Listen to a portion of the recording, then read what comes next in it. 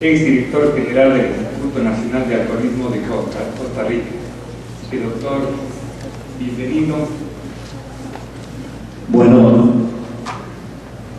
para mí, no saben ustedes que un inmenso placer estar de vuelta en este hermano país, con sus bellezas, y especialmente una recapitulación de mis escasas visitas a Cuenca, pero cada una de ellas, estoy seguro que esta también la voy a mantener grabada. Es una experiencia inolvidable y agradezco mucho la hospitalidad que nos han dado.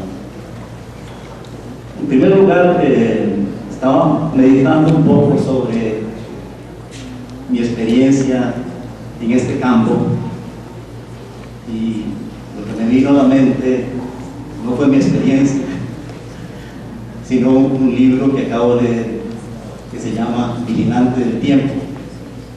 ¿Por qué? Sencillamente en este libro se personifica el tiempo con caracteres de la vida diaria, con caracteres en drama, y como dato importante, el tiempo en sí es un personaje encarnado en el libro. Bueno, lo que me trajo la atención de este libro es que en un momento dado, cuando se llega a la culminación de un conflicto humano, en este caso dramas de una persona que está a riesgo de cometer un acto contra su vida, así como el tiempo que al ser personificado toma un camino de curiosidad, es muy sensata y digna del ser humano, cuál es cómo medir el tiempo.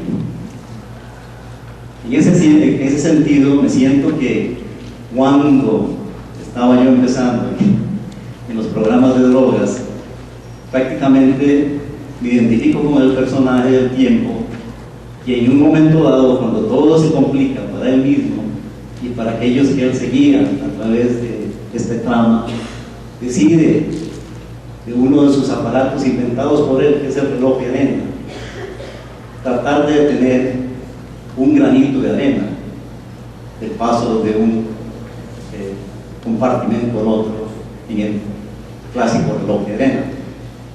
En ese momento empieza a recapitular momentos de la vida en los cuales pudieron conducir un final más feliz.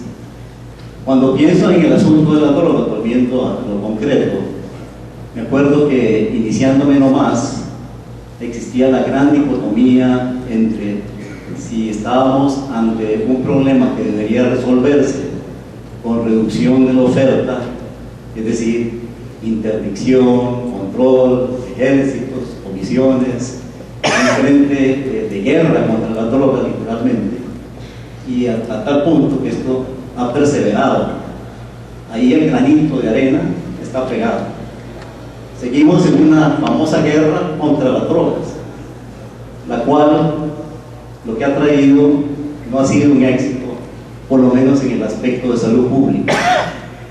Sin embargo, la mayor parte de los recursos se han gastado en este capítulo con consecuencias más bien de una interdicción cada vez más difícil, nuevas rutas de acceso, nuevas organizaciones. Ya creo que si yo pidiera que ustedes alzaran la mano, sería unánime en decir quién no ha tenido, digamos, alguna noticia o haberse identificado con alguna de estas películas que son súper dramatizadas.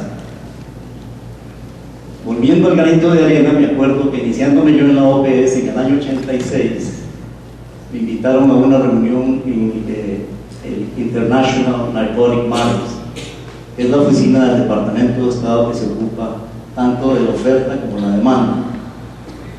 Y en el momento de la reunión yo les decía algo que tenían que tomar en cuenta y que parece que desafortunadamente se ha convertido en un consenso mundial, ya con algunos remedios, como vamos a ver, no todo es desesperanza acá. Pero yo les decía que el grave error es enfocarse en la guerra contra las drogas como si los países productores y de tránsitos fueran los culpables de toda esta este drama de salud pública y social. Y les hacía una comparación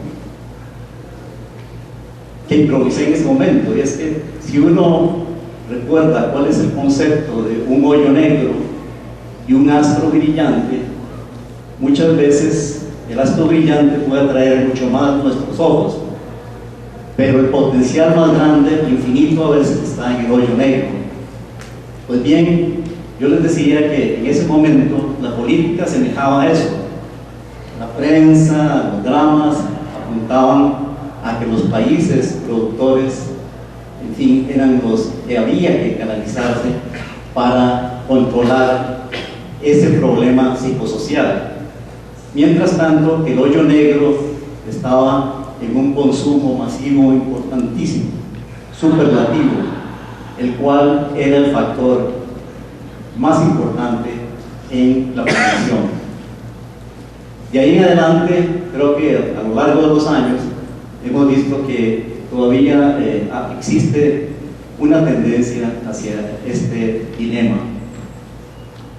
Es decir, invertir todos los recursos en la interdicción, en el control de drogas, reducir la oferta, y por otro lado, como todos sabemos los que trabajamos en salud pública o en la educación, que los recursos para la reducción de la demanda, o sea, la prevención, tratamiento y rehabilitación, son sumamente limitados.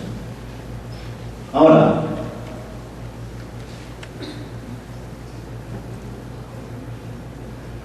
a lo largo también de los años he visto que existen grandes éxitos.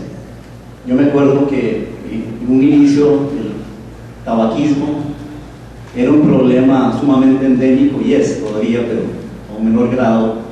Sin embargo, he visto a lo largo de los años como las coaliciones internacionales contra el tabaco, con menos interferencia de políticas más que no sean de las tabacaleras y la publicidad, han tenido que ceder, y casi todos los países han formulado su plan contra el tabaco, y cualquiera también, se les pido que levanten la mano aquellos que han vivido lo suficiente la época de PRECLACTA, la Comisión Latinoamericana de uso del tabaco, contra el uso del tabaco, que se fundó por ahí en los años 80, a mediados de los años 80, cómo uno viaja a ciudades, a entornos, en fin, cualquier lugar en el medio ambiente, y se nota ya un impacto, así como la prevalencia de... Y sí, la actitud de todos nosotros contra el tabaco está muy clara, y parece que eso se tradujo en resultados. Dentro de este marco, entonces, vamos a ver algunas cosas más concretas de cómo estos principios se han evolucionado, parte cuáles son algunos datos, algunas directrices y hacia dónde vamos. Ya para hacer, digamos, mención de parte de lo que formé parte en la OPS, vemos que todavía en el año 2010 la OMS, o sea, la Oficina Sanitaria Panamericana,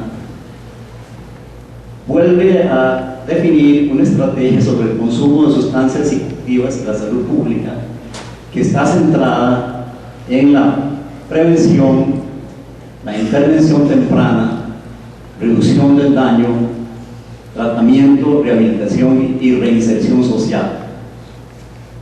En esto, el énfasis que ha habido, pues la diferencia en la prevención es que estamos tratando de buscar ya no una prevención tan universalizada y generalizada, sino que es una prevención más basada en la evidencia. Pues uno de ellos es cómo diseminar esta información, cómo establecer contacto con los expertos locales para poder, en cierta medida, comprobar y hacer estudios controlados e implementar estas políticas y programas en el país. Por ejemplo, hay dos áreas fundamentales en este capítulo de la prevención o reducción de demanda.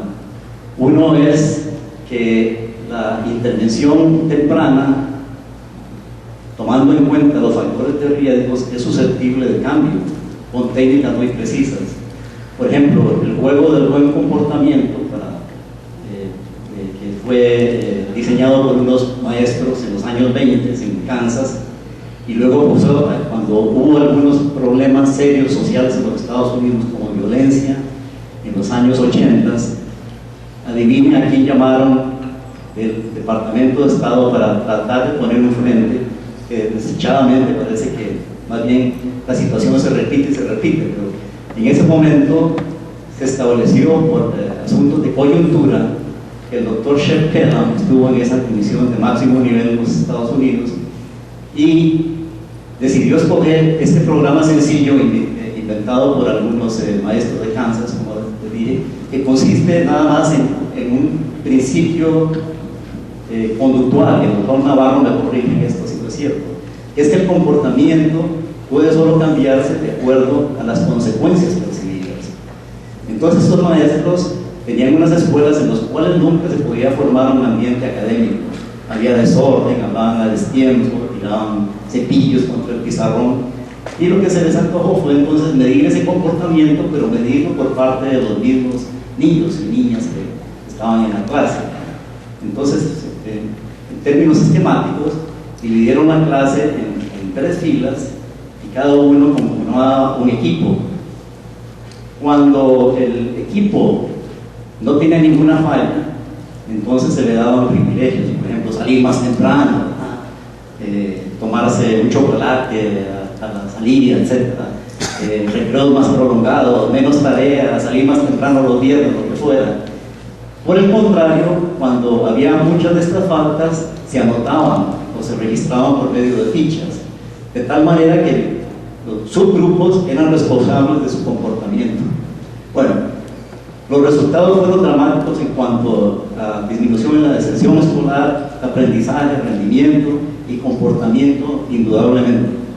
Entonces, esto fue aplicado ya en masa alrededor de una ciudad muy problemática en ese tiempo, que fue Baltimore, con resultados espeluznantemente exitosos, no solo en la parte que he citado, sino también en el estudio longitudinal, que lleva ya más de 20 años, había una reducción drástica en la edad, se ha subido la edad y ha disminuido la incidencia del uso de fumado, de tabaco, ¿no? Así como las conductas delictivas.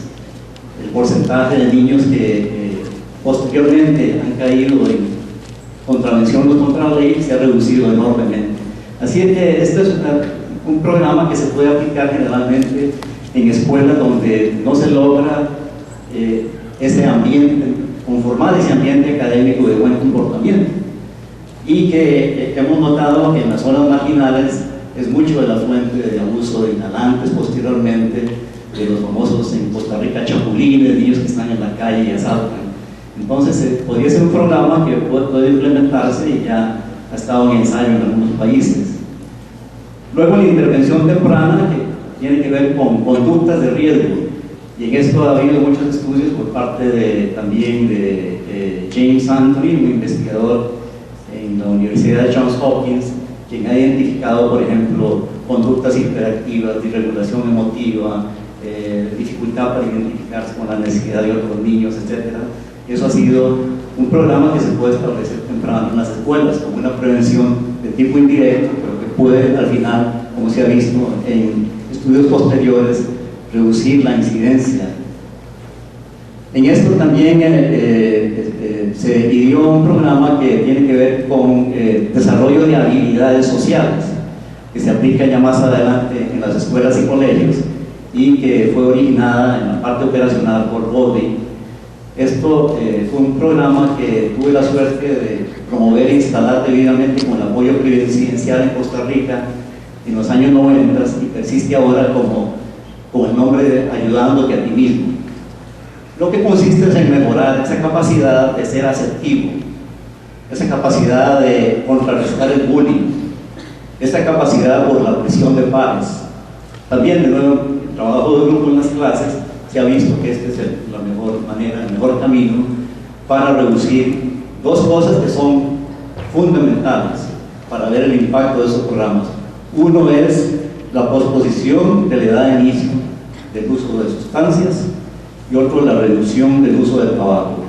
Paradójicamente, no tanto alcohol, sino de tabaco, que es el principal agente de predicción para las conductas de este tipo.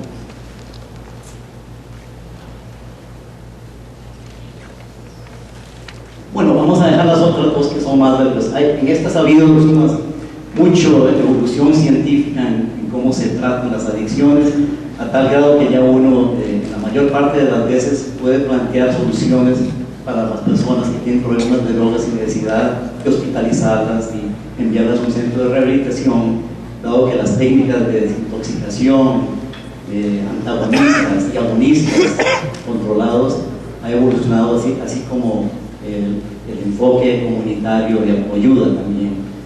Narcóticos y alcohólicos anónimos y todos los anónimos han jugado un papel fundamental que no ha podido ser suplido por ningún nivel comunitario, en parte.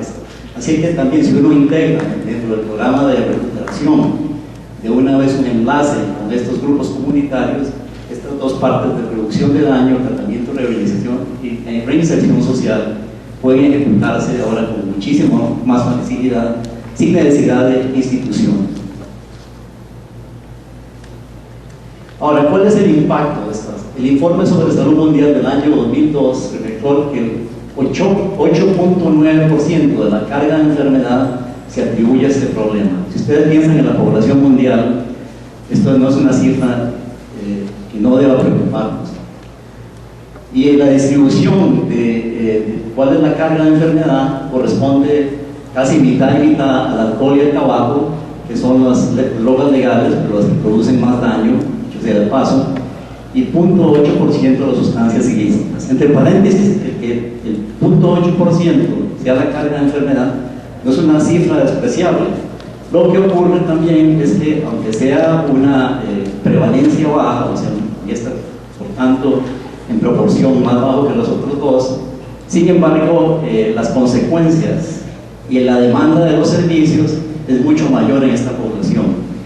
En toda la, probablemente parecido al alcohol, no tanto al tabaco, pero sí muy diferente a las otras enfermedades. O sea, las drogas ilícitas con todas sus complicaciones son las que abarrotan los centros de rehabilitación y los que exigen más demanda. Ahora, el doctor Navarro mencionaba por qué a veces no salen, si tenemos una carga de enfermedad de este tipo, por qué no sale reflejada en las estadísticas. No es tanto por el subregistro, sino que más bien el uso de estas sustancias suele no ser tan generalizado y se presenta en focos. Así como ustedes saben, al hacer un muestreo en una ciudad, muchas veces ciertas áreas están subrepresentadas, a menos que se hagan diseños muy complicados. Pero ahí está en el mapa.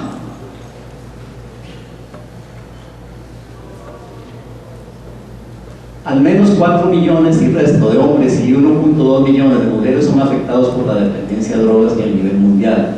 Esto impacta a la salud pública por problemas de trastorno e incapacidad durante los años productivos, que son los famosos años perdidos debido a la incapacidad total, que vamos a ver un poquito más adelante. Aunque la afectación es mayor en países industrializados, los países en desarrollo, la carga de enfermedad es alta, dada la escasez y solvencia en la búsqueda de tratamiento y rehabilitación.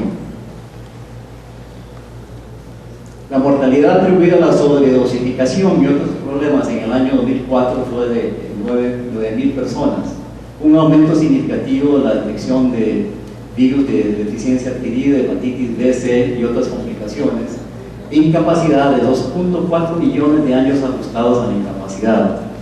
Así que ustedes ven que la pérdida económica, social, es sumamente marcada, tanto así como la mortalidad por algunas complicaciones directas o indirectas del problema de drogas.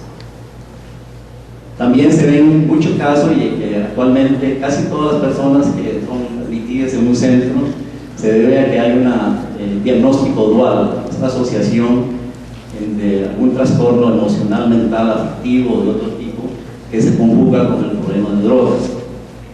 Y también se nota que estas sustancias, en términos de salud, son definitivamente agentes exacerbantes y ansiedad, psicosis, trastornos afectivos y cuanto hay, porque sencillamente trastornan los neurocircuitos de tal manera.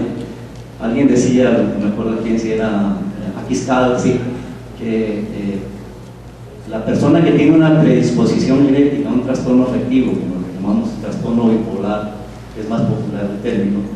Generalmente aquellos que se habían expuesto al uso de la cocaína en muestras controladas tenían mucho más posibilidad de hacer cuadros de tipo más abierto y de difícil recuperación que aquellos que tenían conductas más saludables porque tenían un medio protector familiar, social, etc. Así que, como ustedes ven, las drogas son agentes omnipresentes. No importa cuál cajón ustedes abran en salud, en el área social, siempre juegan un papel importante. Este costo económico todavía no ha sido determinado bien en Latinoamérica, pero sí en Estados Unidos, donde se estimó que la pérdida es de 180 mil millones de dólares al año.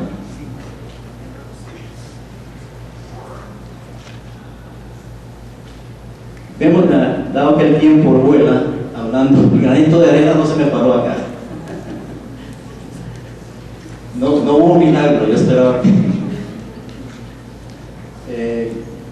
Entonces, cuando se plantearon los objetivos de control de drogas, tenemos estos en la reducción de la oferta, que es adoptar medidas.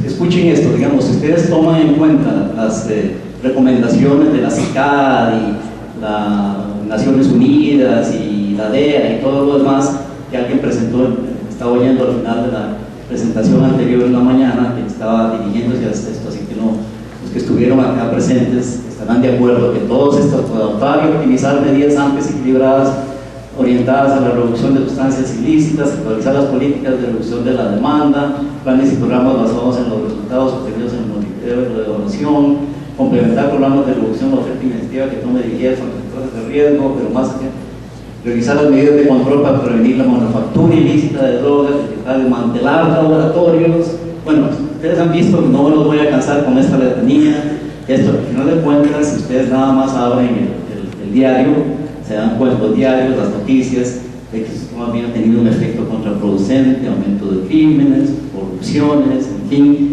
Y si ustedes ven los datos actuales, especialmente con sustancias ilícitas, no han sido reducidos, nada. Por tanto, vuelvo al punto inicial de que en términos de la asesoría de la OPS y otros organismos internacionales, lo más importante es, por un lado, ya ha habido un logro muy grande. Cada país tiene una comisión sobre drogas que tiene departamentos para la reducción de la demanda.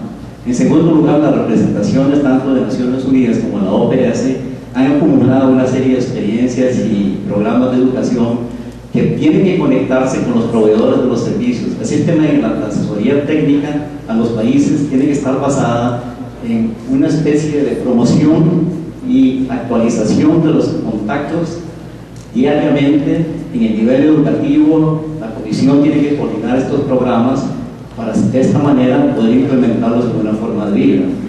Por otro lado, en la parte de atención ha habido dos proyectos que aquí los tengo, que han sido producidos para estructurar mejor la atención, las guías de atención al dependiente, que pueden estar también utilizadas. Y la literatura, digamos que está a mano, la distribución de la información es que cada uno de los responsables de programas organice talleres, hagan búsquedas bibliográficas, porque en este momento en realidad hay un material riquísimo, hay un cambio en el concepto, y si ustedes incorporan esta parte educativa, reducción de demanda más amplias con programas sociales iniciados en las escuelas o antes del inicio de las escuelas preferentemente, si se toman en cuenta esos factores de prevención de las drogas llamadas porteras, en especial el tabaco, con solo el hecho de que se reduzca, que se incremente o se posponga la edad de inicio, ya son logros que poco a poco se van a producir en mejores resultados para los países. Muchas gracias.